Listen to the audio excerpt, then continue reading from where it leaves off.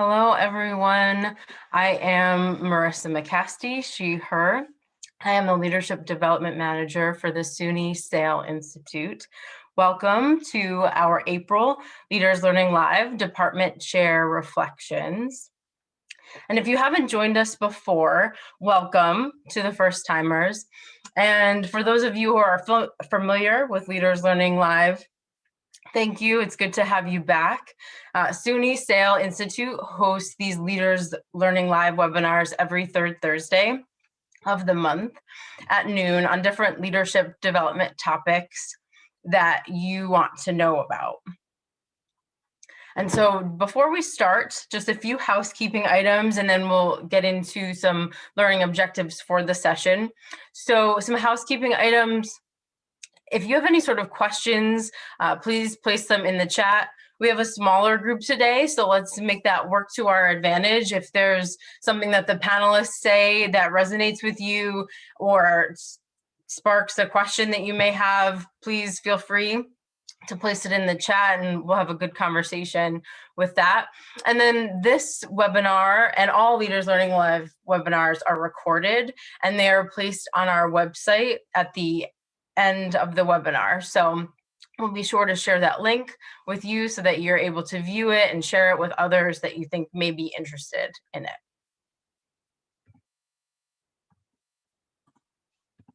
Okay, so these are the learning objectives we hope that you get from this session, gaining some insight on the role of a department chair, learning important takeaways from past and current chairs across SUNY and beyond, and gain strategies to lead effectively as a department chair. So like I said, our topic today is department chair reflections, and we have two wonderful panelists here with us today that are actually SUNY SAIL alum. They both graduated from our Department Chair Academy last summer.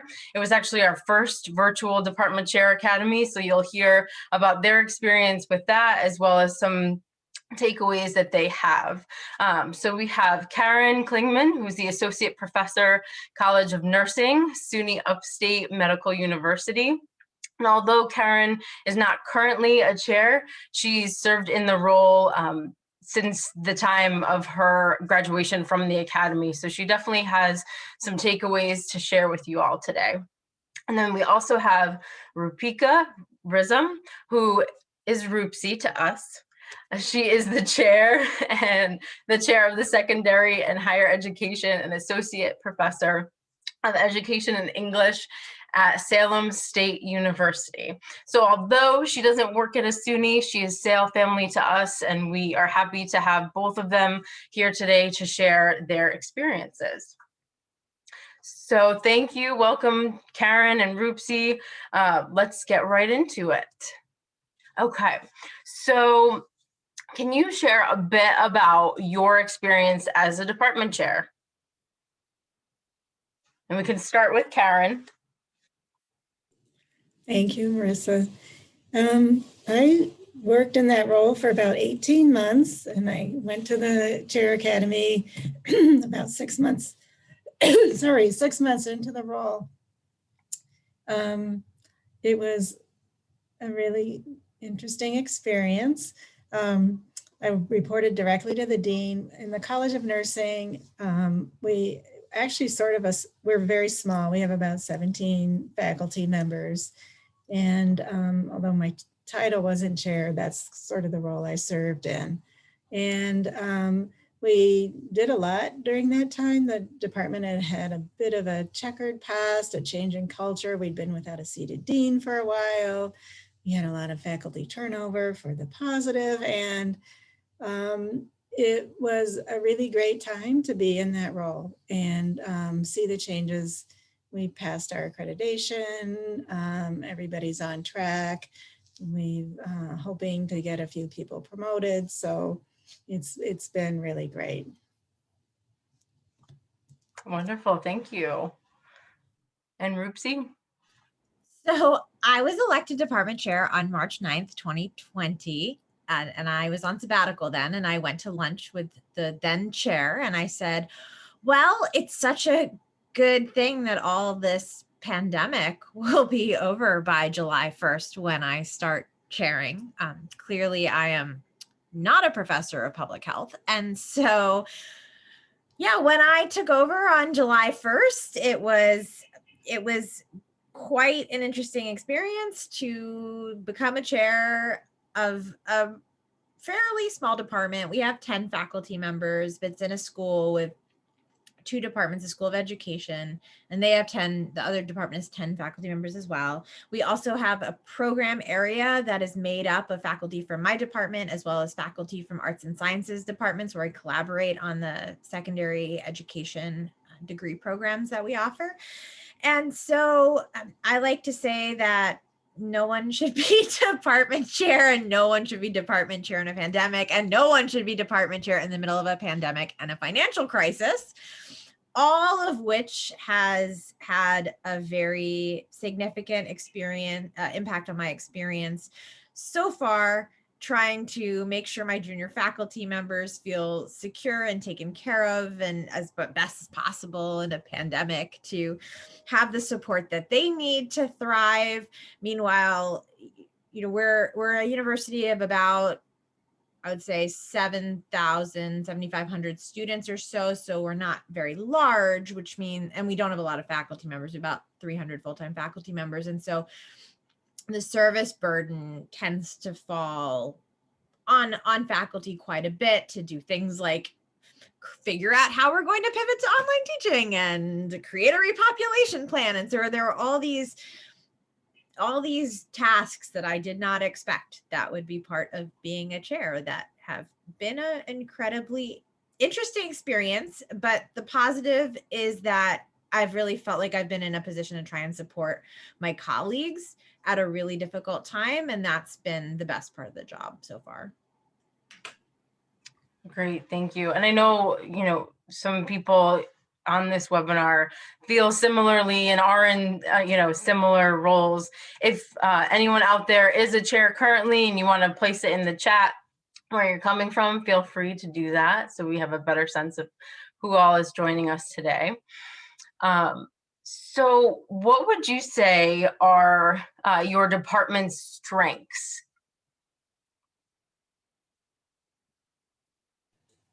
And just like a general overview of your department, and what are the things that your department's doing really well? Okay, I'll start. So one thing our department does really well is online programs. We're small. We're small, which is a strength and a weakness. We're also part of a very small university. We have about 400 graduates a year, and we have 4 colleges. It's primarily a college of medicine. But one thing we have always done well is teach online. We started the online teaching at the university, and 2 of our programs are completely online, fully online, and the other ones are mostly online except for the clinical components. So when the pandemic hit, because we already had experience and because we're small, we were able to really, spin on a dime, and we really didn't miss a beat, which was very nice. We offered help to some of the other departments. Some took it, some didn't. Some of the things we do don't really translate, say, to a medical school. But I would say that, even though we're small, which tends to be a weakness, like Roopsie said, with, being on 3 or 4 different committees and getting called into all the different crisis committees when COVID hit, and being an academic medical center, we sort of had some extra responsibilities with that. It really did, we're really able to respond quickly and work together. I would echo what Karen said about that sometimes the small size can be an asset, because we've been able to be quite nimble and flexible in our operations as we've tried to respond to the pandemic. And so our strengths are actually in enrollment. We have the highest enrollments in my department in the university, which has been positive for us, but in the broader context of a lot of institutional financial challenges and a lot of disagreement about what the direction of the university is and the way that our board wants to invest in degrees that are more directly connected to a career path than in the liberal arts. That has produced some challenges for us, particularly in terms of putting a target on the back of our faculty members and our junior faculty members in particular. But that's been something that we've been actively engaged in terms of enrollments and building our relationships in our local communities, in our region, with our school systems to develop programs that are responsive to their needs. These programs are also deeply connected to fieldwork, which is both a positive in terms of it's been a way to keep students feeling connected and engaged in their education in ways that sometimes they don't feel in the online courses. And they've been reporting to us that they're not feeling them in online courses. So we've been able to maintain that. And then the other area that my department is particularly strong in is around justice, equity, and inclusion. We've been leading our schools' work on strategic planning for equity and inclusion. We've been running this year professional learning communities for other faculty in the School of Education on how do we ensure that our courses foreground anti-racist practices. And so it's been great to be able to contribute that to our school as well. Wonderful. Yes, thank you. And along those same lines, as far as strengths and keeping things running smoothly, what are some processes that you all use within your department? So like maybe Google Docs or spreadsheets, or if there's a way that you get signatures in an organized fashion, what types of things do you use to kind of keep yourself organized?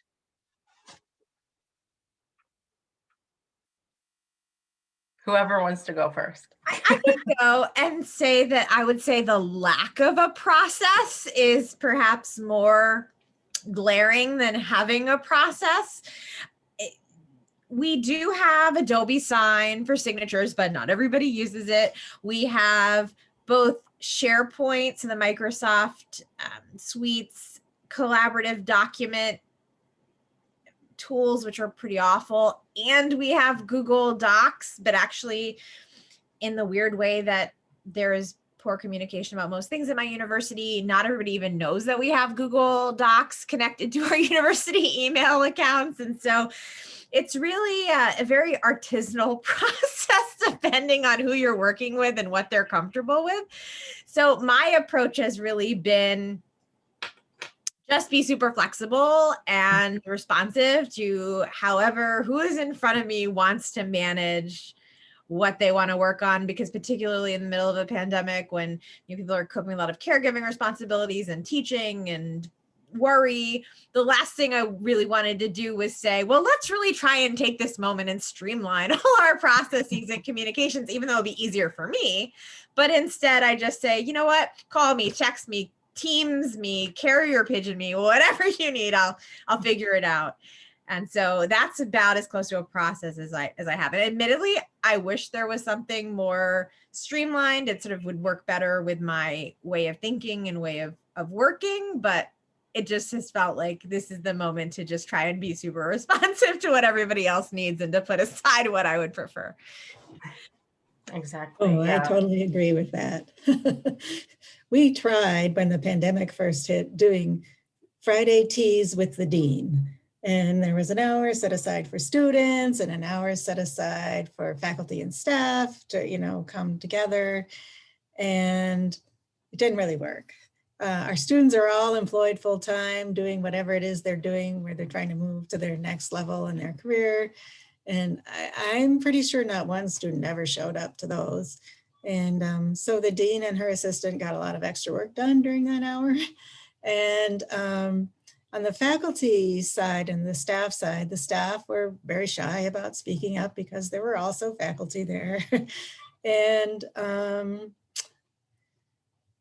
among the faculty, I think it was, just a lot of the normal group dynamics where the outspoken people were outspoken and the shy people kept kind of quiet, and maybe used the chat box to talk to each other and texted and so on and so forth. So, but one thing we did keep up religiously was the Zoom meetings. We all have Zoom accounts, which are really great.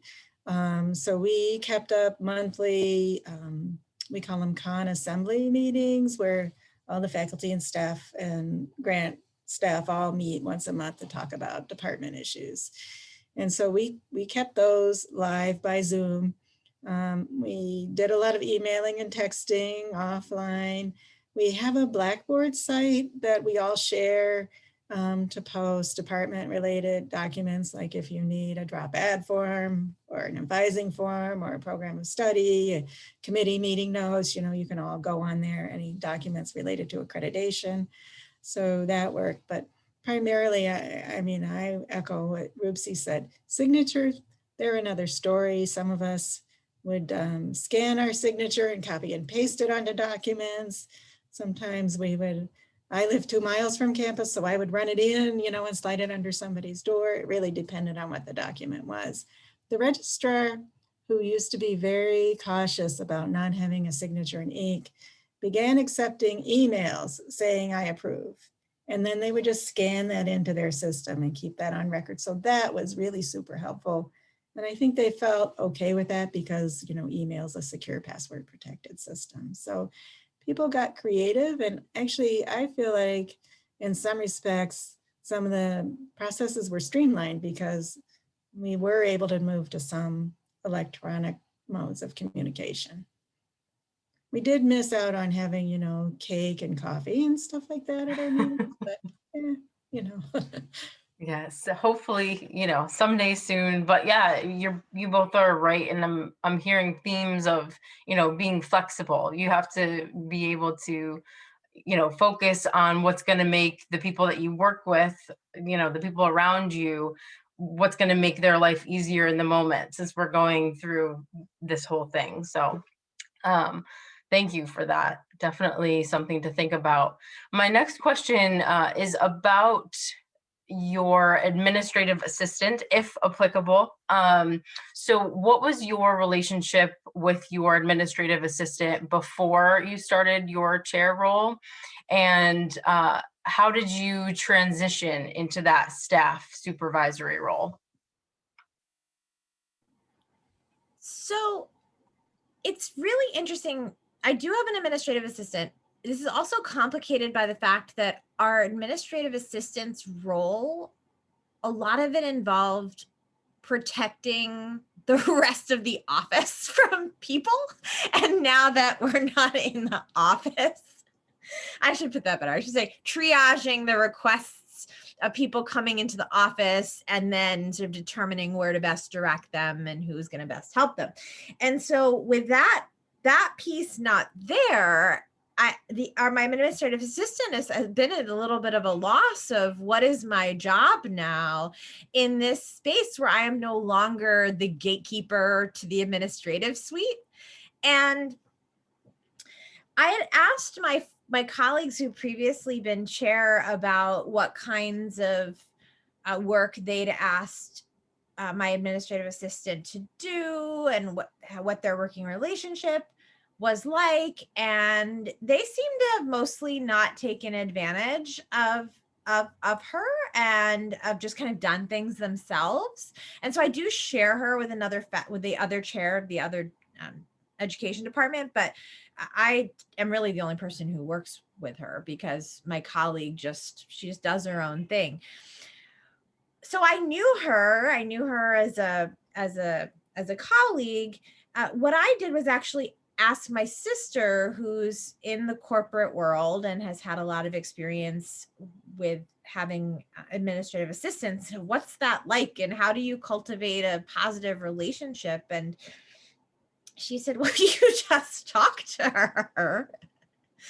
So when I started my term as chair in July, I set up regular meetings with my administrative assistant and really getting to know her in a different professional capacity than I knew her before, and hearing about her background and her experiences and her goals and what she hopes to get out of her professional experiences, and what has she been used to doing, what is she interested in learning how to do, and what are some things I had a little list of, can you do this? Would you be interested in learning how? And so I think what's come out of it is actually a very positive and productive relationship. I just had a meeting with her this morning. I mean, she really wanted someone just to meet with her really regularly and talk to her and find out, what kind of support she can give and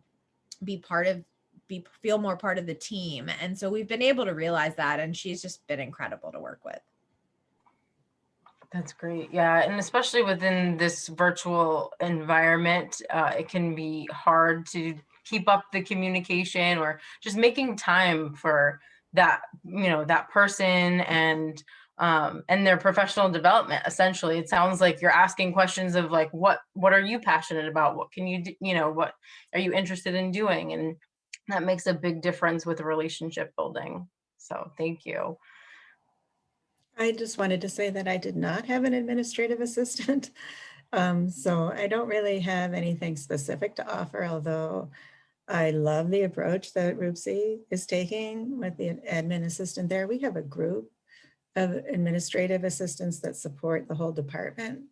And you'd be amazed at some of the skills these people have. I mean, one of them used to run a hotel, one of them used to drive an ambulance, they bring, you can't assume why some people are in the roles they're in. And and same with faculty, really, just taking the time to get to know their background, what they like to do, what they're good at, it really goes a long way. Yeah, definitely. And I think it's nice to hear both of your perspectives, because there are people here on the webinar who they may have an administrative assistant, they may not. So hopefully what Roopsi and Karen has said today has helped you within your role too. So my next question is still around relationship building, but more so managing relationships with your dean. So how are you able to manage your relationships with your dean and other leaders?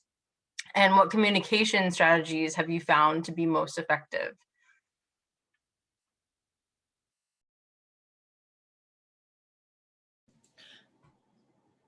Do you want to go ahead, Karen? No. You can go, Roopsi, that's fine. I'm trying to formulate a response. Oh, okay. So I had a really positive relationship with my dean prior to taking the position as chair. It's a really sort of long story, but prior to being chair, I had served as the head of our program area when I was a faculty member in the College of Arts and Sciences. And once I got tenure, I moved over to the School of Education.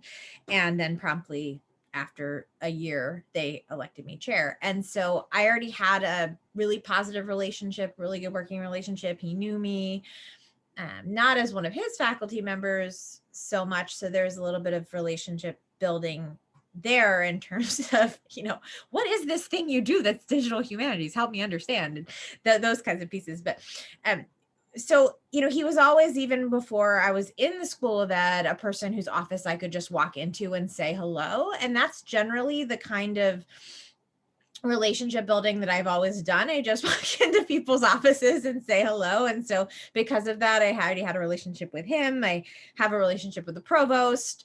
I always make a point of stopping and talking with them, talking with their administrative assistants, and just getting to know everyone and what they do and who they are. And actually, that's one of the things I miss the most. I frequently correspond with the provost administrative assistant, and I used to always go walk in and tell her ridiculous stories about my family. And so she would tell me her family's ridiculous stories. And so actually when I email her, I always say, oh, here's the latest from, my sister or my mom. And then she returns in kind. And it's been a cute way to keep that sort of, thing that was really unique about our interactions in person going online. So, in a way, those having those relationships made the transition, trying to do all of this online, a lot easier. So I have no problems about just sending a message on Teams to the dean or to the provost and, asking them for their opinion or just saying hello. It's been a little bit strange. And I think that I was not expecting for so many people to rely on my opinion so quickly, considering that I've been chair for approximately 5 minutes. But I mean, my reputation did precede me, and they generally think of me as a reasonable person who gets things done. And so perhaps I shouldn't have been surprised about that. But I think that was an interesting transition to sort of realize that, more so than what was within the chair's job, that I would end up in a position where there was being so much asked in terms of big picture strategic planning or with the university, in casual ways, not like I've been appointed to a committee, but in a kind of, what are we doing? What should we do? kind of way. So that's been very interesting and surprising. Yeah, similar with me. Our dean has been, was relatively new in the department. So I preceded her in the department, but she had been dean for about a year when I moved into the role that I had. And yeah, I was also really surprised by the level of responsibility that I had, considering I'm also regular faculty teaching and doing my own program of research and trying to keep all that up and running as well. And I think I don't know, Rupsi, if you do that, but I remember in the Chair Academy, a lot of people struggled with that, trying to balance that. But my dean is a very, very good communicator, and she's very open and transparent with the way she feels about things. And she also shared a lot of confidential stuff. So I just knew right away anything she told me never went anywhere, either way, which was good. And we spent many hours, I would say my first couple of months on the job, we probably spent an hour or two on the phone, 2 or 3 times a week, plus email communications and so forth. And I tried to learn, or I did learn eventually, the kinds of things she wanted to be involved in that maybe I hadn't expected, and vice versa, that she didn't want to be involved in, that she just wanted me to run with. And so if they fell into that latter category, and I didn't really think it was in my universe to make those kind of decisions or moves, I would just kind of clear it with her ahead of time. We text an awful lot. We still text an awful lot. She seems to enjoy that kind of communication. So it was really just a lot of two-way communication, email, phone, text, you name it. And then she would, count on me to represent her at some meetings, some university-wide meetings, with the president and so forth. So just learning what it is she knew and what she wanted me to know, what she needed me to tell her, what she didn't need me to tell her.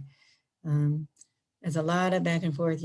I really had to be super open about things I didn't know, which is kind of hard when you're new in a role and you're being assessed. Because you want to you want to know everything right away, right? You do, and you want to be able to do your job correctly, right away, Exactly. Although I do like the plausible deniability of, oh, new chair, didn't know that. Once in a while, very strategic. Always easier to get forgiveness than permission. I think that applies across the board. And, I think you can say you're new for about 2 or 3 years anyway. I went to some meeting that was supposed to be about subject X, and when I got there, it was about subject Y. All of a sudden, this group from another department was all over my case about a faculty member they thought was bullying them in some meeting. So I, really quickly had to think, what would the dean do? I just smiled and nodded and took careful notes. And, a lot of, I'll have to get back to you, that always works. Yeah. But not right away giving a response. Yeah, I'm not the dean, I'm, the other role. So you just have to be comfortable with what I can give you, and I'll get back to you, or she will. Yep. That's great. Yeah, keeping an open line of communication with your everyone, but in particular your supervisors, and asking what their expectations are of you in your role is really, really important. And still talking about communicating with other faculty, what's some advice that you have for gaining buy-in with other faculty in your department on an idea that you may have or need to move forward? So I think one of the best pieces of advice that I got, though I'm not sure from where, was that, before you put anything forward formally or publicly, is to have done all the groundwork and the background work with people, so that if, for example, you're bringing something to a vote, you're bringing it to a vote with a reasonable understanding of what the outcome is going to be. And maybe I picked that up at chair school, I don't know, but that has actually been incredibly useful piece of advice, both in terms of getting things done, but more critically, ensuring that everyone's expertise informs what we end up doing. So one of the issues we have in our department is that we are essentially 10 people with at least 10 different programs, and everyone's attention is on something different. Almost everybody's a program coordinator, and everyone has their own little empire that they're building in the best possible way. And everyone gets along really well, but typically has no idea what the next person is doing, no sense of cohesion as a department, other than, we're in a department with one name. And it's actually distinctly different than the other department in education, which is childhood education and care, where everything's about childhood education. For us, it's about ed leadership, higher ed, secondary ed, school counseling, and so on. So one piece of advice that, or one piece of advice I'd have, if you're in a department like that, where everybody's kind of very disconnected, is to spend the time trying to build the understanding of what each of us does and how it fits together. And so that's something also, I guess it'd be helpful to know that we only have 3 senior faculty members, and I'm one of them in the department. So we've had retirements, and we were fortunate to get replacements for retirement. So we have a number of junior faculty members as well. And so, but everybody is practically new.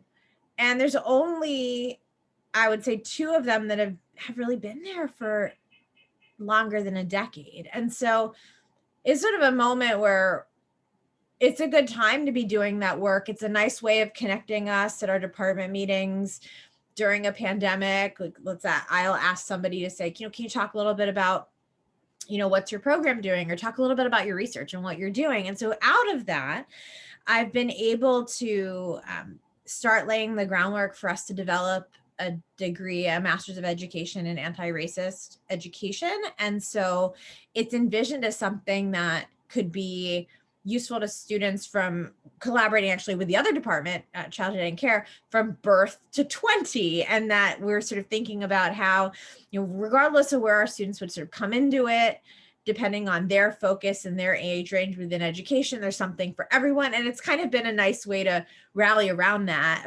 something together on a shared project, and something that we're all deeply committed to. And so there have just been a lot of meetings with people, right, saying like, tell me, here's what I put together, or tell me what you think, what are your ideas, and kind of doing all that background work to try and bring something forward.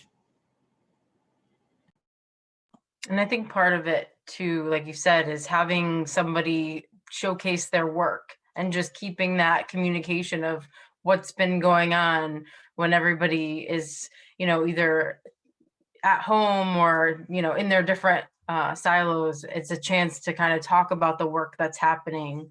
And people are invested when they are helping to make the decisions. So that's important.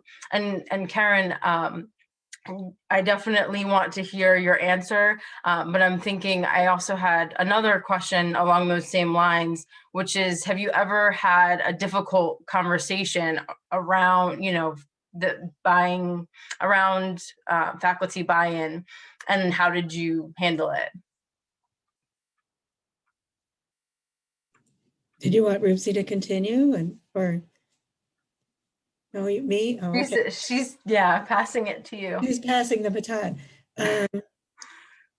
Well, I can start with your second question first. Is that yeah? So mostly that issue for me came up in one-on-one situations, trying to get faculty to buy into something in a one-on-one, say with faculty development or some skill building opportunity or something like that. And I'm not sure how to put it, but really my approach is to know who they are and what's important to them and the style of communication that they like the best. And that's not always easy for me because I'm not really an in-your-face kind of a person. And the difficulty I have is with in-your-face people because they like to be in your face and they want you to be in their face too.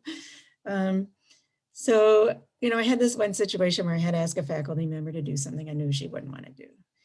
And so, I decided, well, I'm not going to email, let's do a face-to-face thing. So I kind of did, the Columbo approach, not really, but they're like, you're really going to hate me for this, but I need to ask you to do X, Y, Z. See, I knew you were going to hate me for it, blah, blah, blah. I don't hate you for it, but I just think blah, blah, blah. And I learned after 5 or 6 interactions like that anything you ask her to do, she's just going to say no. And then she'll do it and she'll do the best job in the world, So it was really to get buy-in, I don't know, just to make sure that I communicated in a way that the person is going to hear it. And, give them permission to disagree. And there were times with that person and others too, where we never could, they would say no, and, you can't make somebody do something. It's within their right to decline to do something, whether it's a course you put on their teaching assignment or, some paper you want them to write or some committee you want them to be on. So luckily, if you're not the dean, you can turf it up to the dean. And, okay, well, we weren't able to work that out. You and the dean are just going to have that discussion. I'm really sorry, but if you need my help, I'm happy to help out.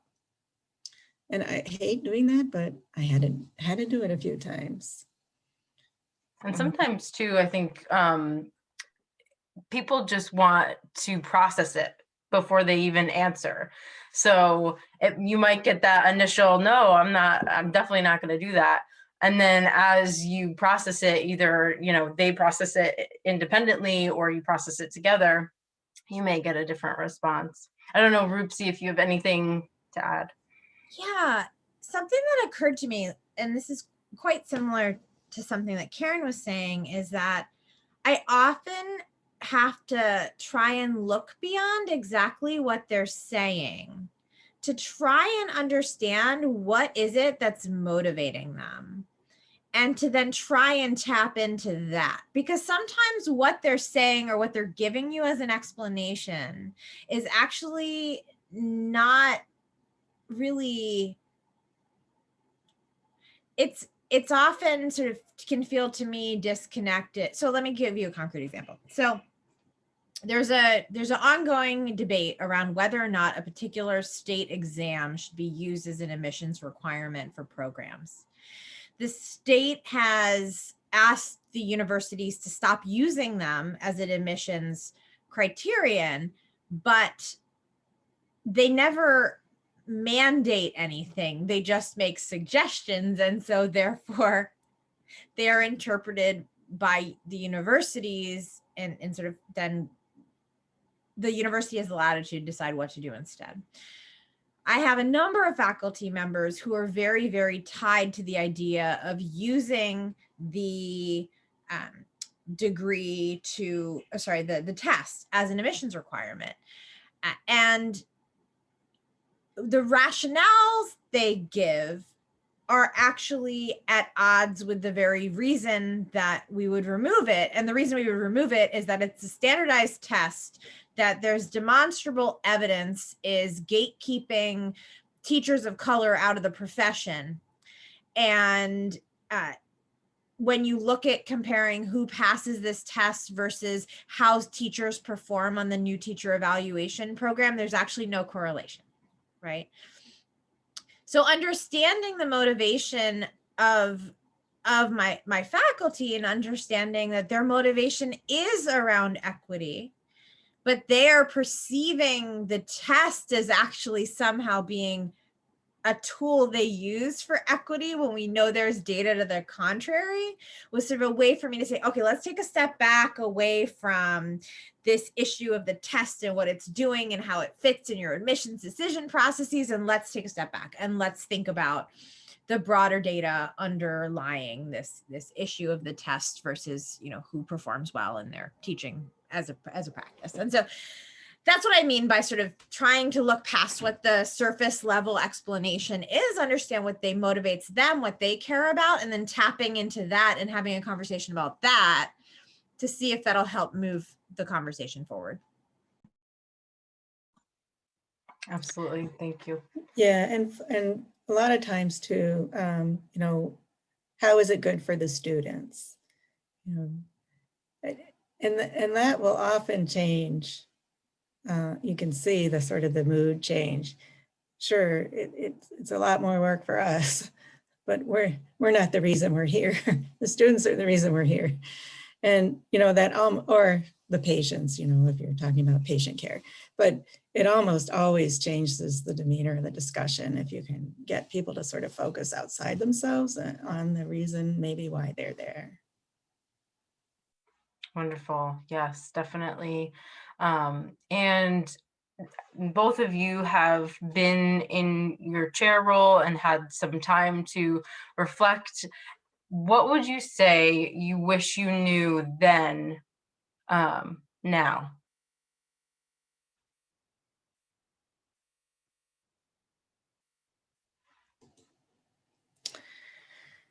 Well, I'm not sure how this is going to come out, but I would say I wish I had known a good way to consistently document communications I had with every faculty member.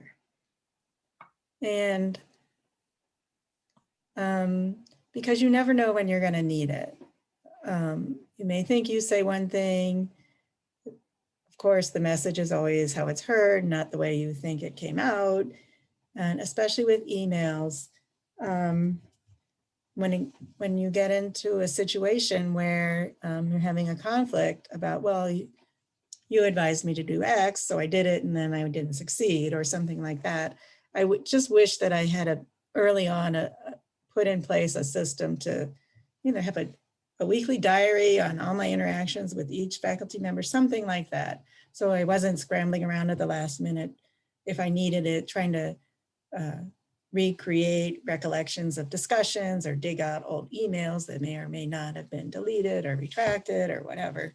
And I just think that would have helped me, because maybe not just as a self-preservation thing, but also as, a way to refresh my memory, because after 5 or 6 months, my memory isn't always that accurate, especially when you're talking to 15, 20 people a week, every day. So I think that's the one thing I wish I knew then when I knew now. Yeah, just having like a recap, even, a recap of the conversation, or, oh, this is what we talked about in an email or something. That's important. Thank you. So I wished I had initially listened to my colleagues who had been chair before about setting boundaries on my schedule. I am the kind of person who does a million things and has a very, very high capacity to do things, but being chair has made me realize my capacity is actually not infinite, even though I thought it was. And so I've really had to have way more discipline around my calendar than I would have anticipated. And part of it is actually because I also didn't realize, I think this is partly being chair and partly pandemic, the amount of exhausting emotional labor that being a chair would require, especially because everyone's expecting me to be calm and in charge and project that everything is fine, because as long as I'm projecting that everything is fine, they feel like everything's fine, and I'm fine to do that. But at the same time, you know, I'm coping with the same things they're coping with as well. And so there is this level of exhaustion from the nonstop Zooming that I seem to be doing. And I got to a point where in, I would say November or so, it would be Sunday and I'd look at my calendar and there'd be 30 hours of Zoom scheduled on my calendar already. And it's just Sunday. And I actually ended up getting a professional coach to try and figure out how I could fix this, because I just couldn't find a way out. And so what I ended up doing was I set aside 2 days in which those were going to be my writing and research days. In the absence of an emergency, they were going to be my writing and research days. I set up a plan that I would only schedule 15 hours of Zoom in advance of any given week, and I would keep 5 more in reserve for the ones that just sort of come up. And that's actually really helped me having that in place, rather than just kind of being perpetually available to everyone, because then it turns out that I wasn't doing any kind of prioritization around what's important, what's urgent, and also what I need as someone who's not only an administrator, but also a researcher and also a teacher. So. Oh, that's fabulous. And just a follow-up question to you, Roopsi. Is there anything that you have found that you've made time for personally that has been helpful for you? Watching television. Okay, that's good. That's good. We'll take it.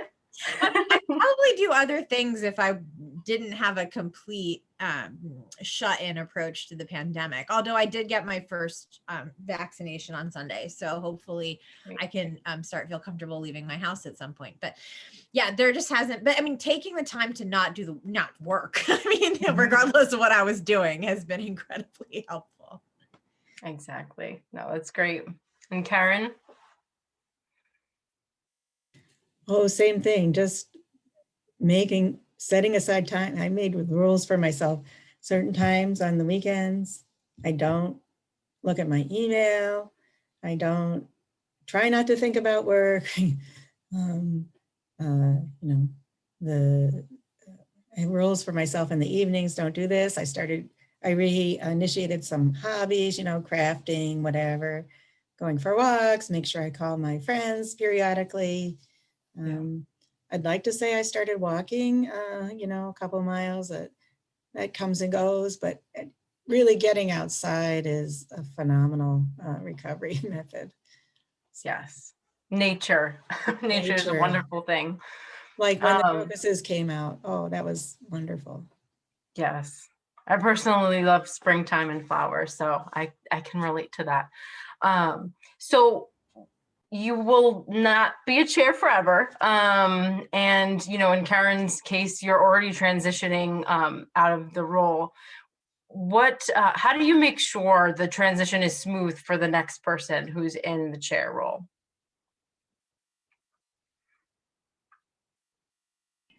So I felt like we had devised a process for my induction into the chair role that would be a great process to follow for the next person.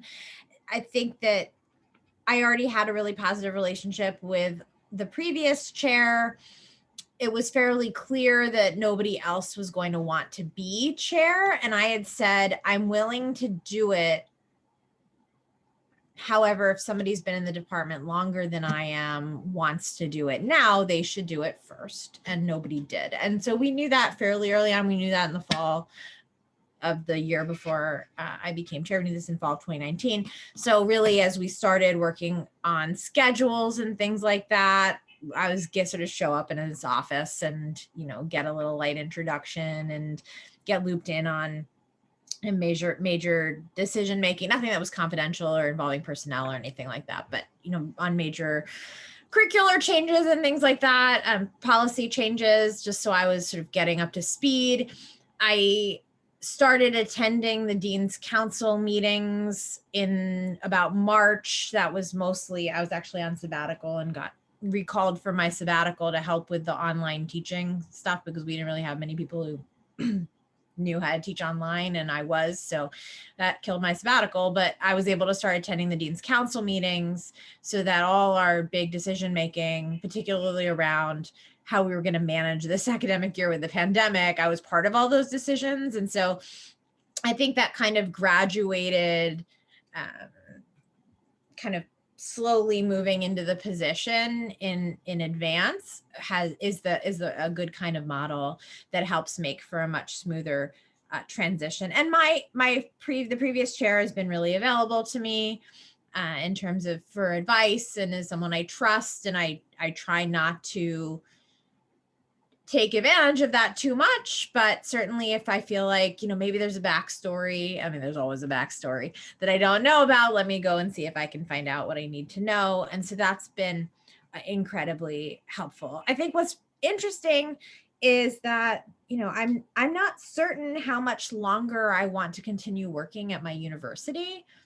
And that's been a really interesting question. That isn't because I'm chair, by the way. It has to do with the fact that it's very difficult to work in a university where there's extreme austerity and not just the austerity, because I mean, I've thrived there professionally and in terms of my research career, because I've made it work, but it's sort of at the point at which the institution is the community we used to have just doesn't feel like it's there anymore. And it makes it quite challenging to get anything done. And so, you know, I've been thinking about that in terms of, you know, I signed up for a 3-year term. And what does that mean? And what does that look like as someone who may want to leave my institution? And so, you know, I've actually just been honest with people. I said to my dean, I said, listen, I don't know what I want to do. I don't know how much longer I want to do this. And I said, I promise you, I will not leave in fall of 2021. I promise you that we will have more time for succession planning. And, you know, I had, you know, somebody came to me and asked me, you know, about potentially a target hire. And I said, we can have this conversation as long as you're not looking at a start date sooner than fall 2022. And so, you know, I think that thinking about that and thinking about how do we balance our responsibilities to commitments we've made versus kind of longer term possibilities for professional satisfaction is something to keep in mind that I'm constantly thinking about and trying to make sure, how do you leave people in the best possible positions and not leave them in a lurch, but also, you know, pursue what you need to do as well. Exactly. Yeah. And just the transparency piece of it is really, really important. And Karen? Yeah, I love the model for the way Roopsie came on board. Mine was a new role in the department, so you know, we had operated very flat before, so it was a bit of a challenge to kind of move into what was perceived, you know, yet another layer between me and the president or whatever. But you know, people embraced it once they saw that I was there to help. And I don't plan to go anywhere else. And even if I do, I'll make myself available to the next person or persons who will be taking over the duties that I am no longer doing.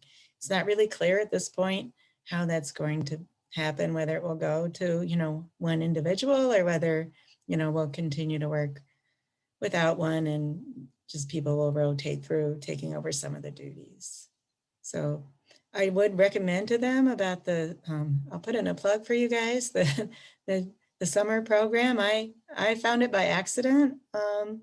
So I would recommend that, and Yes. any other resources you can find through SAIL. Yeah, McKenna, you're right on target. I was going to ask the panelists if there are any sort of resources or text that they can recommend to aid someone, who's going into the role or in the role now. And Karen shouted out, we do have our department chair academy that we host. So that's absolutely an opportunity to learn more and be prepared for the role. So I wish I'd known about those books you mentioned, Roopsie. I found there were 3 books that I read that weren't really specific about department chair, but they were pretty good. Oh, you won't be able to see them with my background. One's called How to Be a Dean. One is called The New Dean's Survival Guide. And another one is called Faculty Development, a Resource Collection for Academic Leaders. And any other books you can find that talk about how to be a leader with whatever your particular personality type is would be really helpful.